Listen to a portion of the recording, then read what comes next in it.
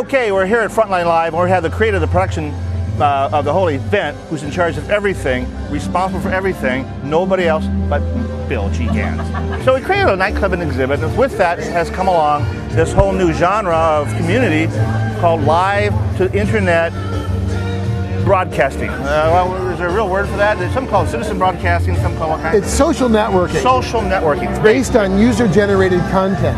And with that, we can sit here in Anaheim, California, and we're broadcasting to the whole world. I mean, literally in China, Beijing, they can be watching us on YouTube.com, and bang, we're here. So it's an incredible experience, and Bill is responsible for all of that. Okay. It is true that we did bring this forth to Fender as an idea to capitalize on the content. On Thursday, we launched, and by Friday we were number 5 on YouTube. There was 0 distribution cost. We only used the money allocated for the trade show and not let the information go out in the ether. We just decided to record it. How do people find us? Well, you know, is that part of the internet social network? How's that work? The social networks are done based on groups. Groups, you'd go out and you'd go to MySpace, you'd type in Eddie Van Halen, and there'd be a series of groups. Maybe there are about 4,000 last I checked.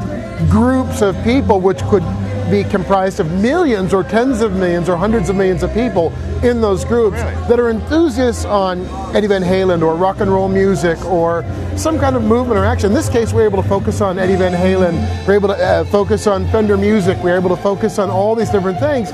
So we let the internet communities come together. They come together, so we're able to use what they do as a social network to gather the communities, and we just tapped into those communities. Well, what I found interesting about this, and when it first was mentioned to me, this project, was that trade shows and events like this take place all over the world, and there are all kinds of phenomenal talent that comes to these events, and they are housed, and they come and they go, they disappear. Well, with the creation that the Fender Group and Bill have come up with, was that these now become the theater. These are the theater where people come, can express themselves, emulate their work, and share it with the world in a venue that heretofore hasn't existed. I don't think, maybe in interviews and soundbite, but certainly not in a real live form. And then migrated out to a social network. It's pretty extraordinary. I think the thing is, you look at a trade show and you say that there are costs that exist, but maybe only one person from the organization could come. Maybe only the president, or maybe only the purchasing director. But you're leaving the vast majority of all the employees and the decision makers behind, and then someone comes home with this new thing they found, they got sold over a lunch or over a dinner, over a bottle of wine, and they plop it in the middle of the floor, and everybody goes, oh my God, what did he or she bring home?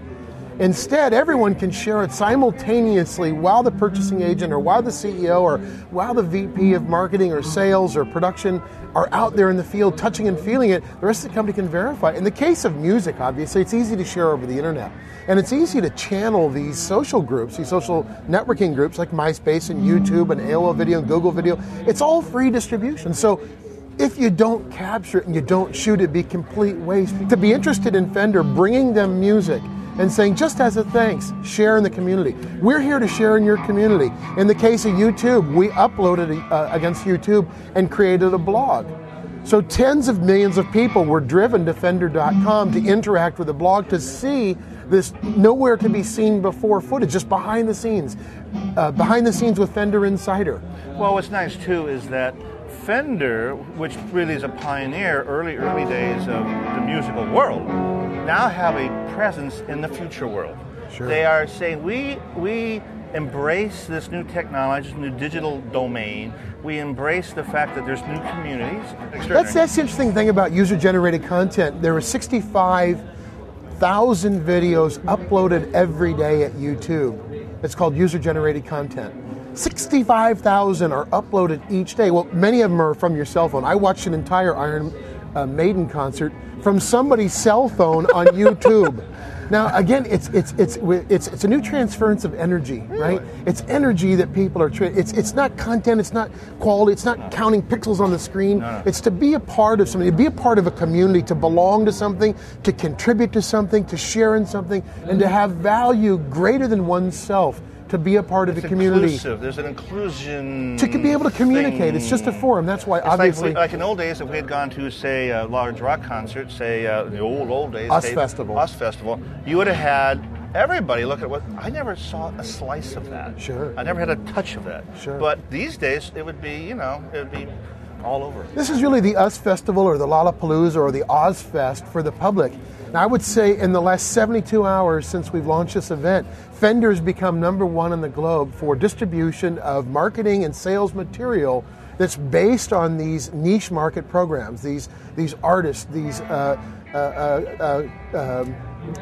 just average, great talent. Unknown talent. Yeah, that's the interesting thing. That's the key thing. That's what we key. talked about out there, that for the first time, people that didn't think, I was talking to the president of Fender, the vice president of Fender, and he said when he first went into a music store many years ago, he left because he didn't feel he belonged. He says, for now, he says, the new generation of people, they could walk in and they could belong. And say, I could become on stage. I could become a rock and roll star. I could become a great flamingoist guitarist because I can get this stuff, take it home with me for the first time, and I have access not only to create, but to distribute my talent. Talk about that, the ability for people to create and to distribute now. Well, with the advent of the internet and wave files, you can create these online organic communities that are bands. It may be a collaboration of a kid in New York and a collaboration of a person in Asia and a collaboration of a person in Africa. You could write the bass line in China, the lead line in England, the drum line in New York City, all come together. All via the internet, brought together on some kind of file sharing peer-to-peer format. And then edit the system with electronic digital editing now, which is extraordinary, like the best of the best. Now it's affordable. Right. And now you have a songwriter who's got an outlet. You've got a isolated guitarist in a particular state, city, or country that now can have an instrument and can collaborate in a band and can actually participate globally. The world as a whole with the internet and the speed of computing has flattened out. We're all connected. And that connection where the president of Fender was telling me, what was interesting is that people are musically connected now. Before, when we wanted to have music, we had a boombox, You put on your shoulder, you had 2 8-inchers, and you walked around like an idiot. But now everybody's got buds in their ears, and they're tuned in to the musical world, which is altering their state of thinking, creating more of these ephedorums or alpha files, and they're becoming more relaxed or more energized.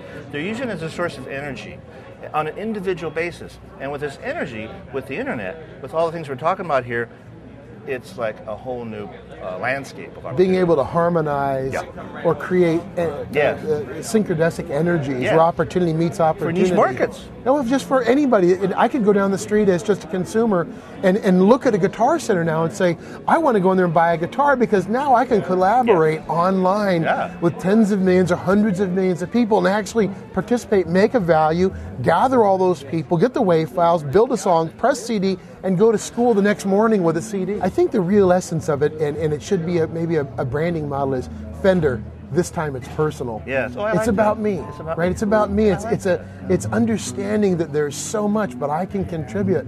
And the record companies are having a challenge. A&R artists have died. The warehouses, Tower Records, Atlantic Music are going away. It's all internet driven.